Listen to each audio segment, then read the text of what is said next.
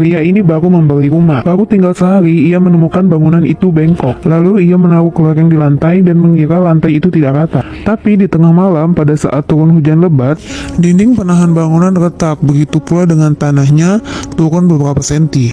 Keesokannya di perjalanan, Dongo melihat lantai jalanan retak hingga ke ujung gedung. Akhirnya Dongo menelpon pengurus kota untuk meminta perbaikan. Namun sesuai prosedur, ia harus meminta persetujuan dari tetangganya.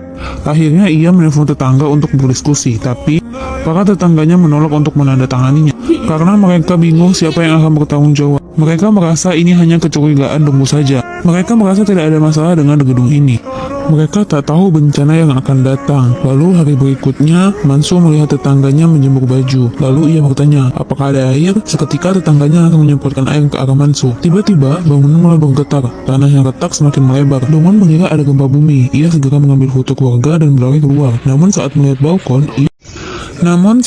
balkon, ia tercengang. Bangunan itu tenggelam dengan sangat cepat. Sohyun belum sempat keluar dari taksi dan tersedot dengan taksinya. Seketika satu bangunan itu dengan cepat menghilang, jatuh secara vertikal menuju lubang pembuangan. Saat itu juga banyak batu yang berjatuhan membuat gedung semakin hancur. Bangunan itu terjebak dan menggantung di tengah lubang. Dongman segera bangkit melihat keadaan, baru berjalan beberapa langkah bangunan itu jatuh lagi. Belum sempat sadar, taksi Sohyun menabrak pintu kamar. Ia berteriak minta tolong. Dongman baru saja akan maju, taksi itu berjalan mundur. Ia bergegas menarik pintu, tapi karena terlalu kuat, gagang pintunya pun lepas. Dalam keadaan bingung, Sohyun menurunkan jendela dan akhirnya dia bisa keluar dari mobil itu. Kemudian keduanya mencari orang yang masih selamat. Mereka menemukan seorang gadis dan juga Manso yang masih selamat. Di saat yang bersamaan, tim penyelamat telah tiba. Beberapa petugas turun ke bawah, namun baru beberapa meter, batu tiba-tiba berjatuhan dan hampir mengenai petugas. Terpaksa operasi penyelamatan pun harus dihentikan. Saat itu juga 4 orang turun ke bawah mencari sinyal ponsel dan tidak menemukannya. Terpaksa mereka berteriak minta tolong, namun tidak ada respon.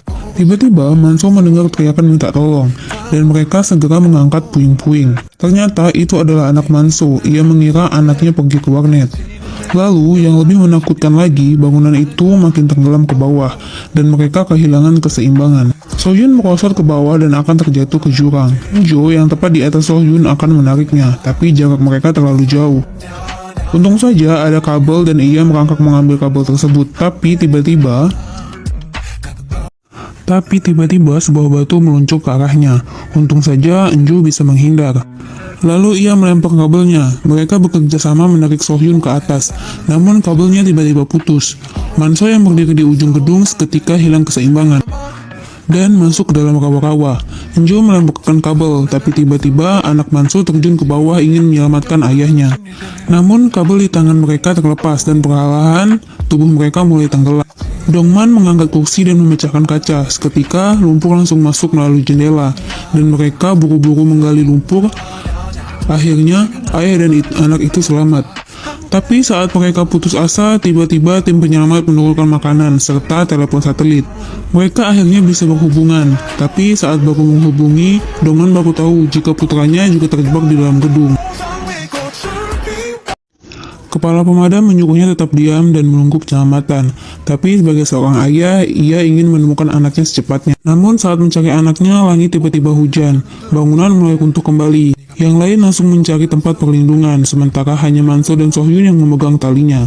Tapi karena gedung terus tenggelam, talinya juga ikut lepas dan mereka terpaksa melepaskan talinya. Dongman lambat melangkah dan akhirnya ia terjatuh. Saat membuka matanya, ia sudah masuk ke dalam air dan air pun cepat naik. Lalu ia mengeluarkan batu dari kakinya dan dengan cepat mencari putranya. Akhirnya di dalam ruangan berpipa, ia menemukan anaknya dan dengan cepat menggendong. Dan pemandangan di depannya membuat Dongman terkejut. Di depannya adalah air tanpa dasar.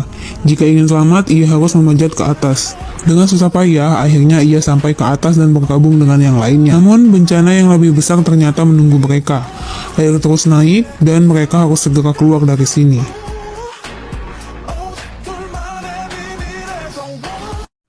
Sementara air terus naik, semua orang tetap tenang mencari galon air dan botol-botol yang dapat digunakan untuk menampung saat air mulai meninggi. Namun, untung saja tiba-tiba ada sebuah Tedmond datang ke arah mereka. Mereka satu persatu masuk ke dalam Tedmond dengan harapan agar bisa membawa mereka ke atas bersama dengan air. Namun, ternyata Manso mengorbankan dirinya untuk tidak masuk ke dalam Tedmond. Karena jika ia masuk, tidak ada yang akan menutup Tedmond tersebut. Tedmond yang mereka naiki sempat tersangkut di antara kabel-kabel. Namun, berkat kerjasama mereka, akhirnya Tedmond itu berhasil naik ke atas. Namun, saat naik ke atas, ternyata Tedmond ini menabrak tiang yang tajam, sehingga mengalami kebocoran, dan air pun masuk. Sementara Manso ternyata tidak tenggelam, dan ternyata ia berhasil naik dengan bantuan oksigen yang ditemukannya.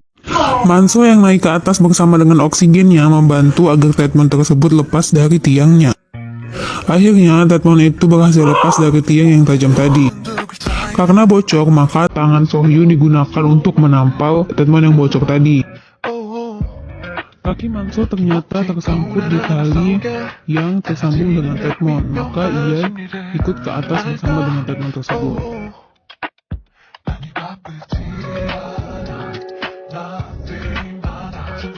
Manso yang juga selamat membuka tutup pintu Tedmond. Sementara pemadam kebakaran yang melihat mereka segera melakukan evakuasi. Akhirnya semua orang gembira setelah bertemu dengan keluarganya masing-masing.